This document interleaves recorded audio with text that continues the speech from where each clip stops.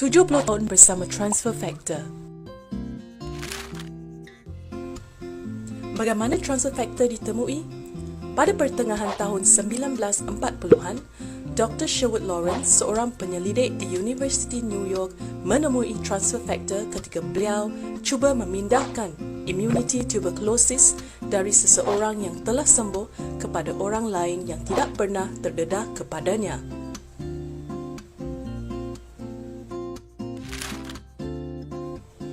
Beliau menggunakan sel darah putih dari pesakit yang telah sembuh.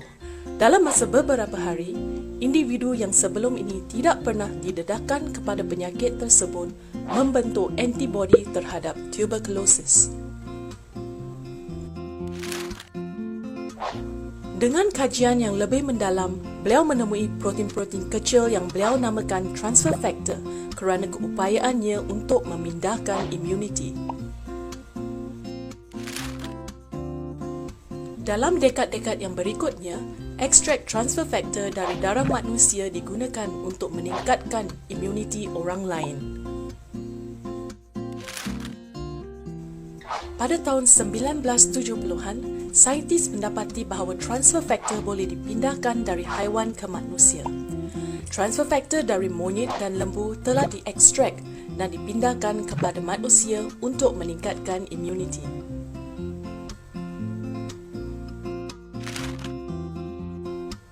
Menjelang tahun 1980-an, didapati bahawa transfer factor boleh diambil secara oral kerana ia bertahan asid perut dan enzim pencernaan. Saiz transfer factor yang sangat kecil, cepat dan mudah diserap ke dalam badan.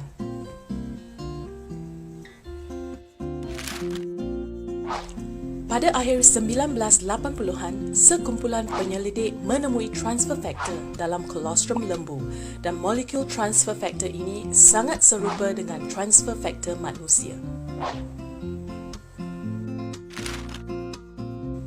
Jadi, transfer factor dari kolostrum lembu diekstrak, disteril, ditulin dan dipekatkan untuk kegunaan manusia.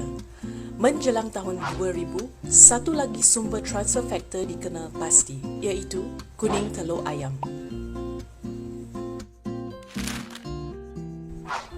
Setelah diekstrak, transfer factor ini disimpan dalam bentuk serbuk beku kering untuk kegunaan kemudian. Hari ini, syarikat-syarikat seperti 4Life Research menjual transfer factor sebagai makanan tambahan untuk sokongan sistem imun anda.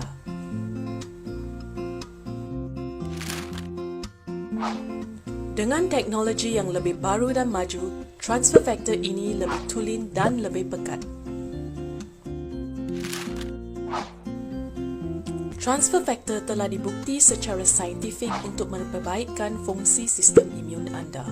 Dalam satu kajian yang dijalankan di Rusia, ekstrak transfer factor dari kolostrum lembu dan kuning telur ayam telah meningkatkan aktiviti sel imun sebanyak 437%. Ini menjadikan transfer factor salah satu sokongan imun yang paling berharga buat anda.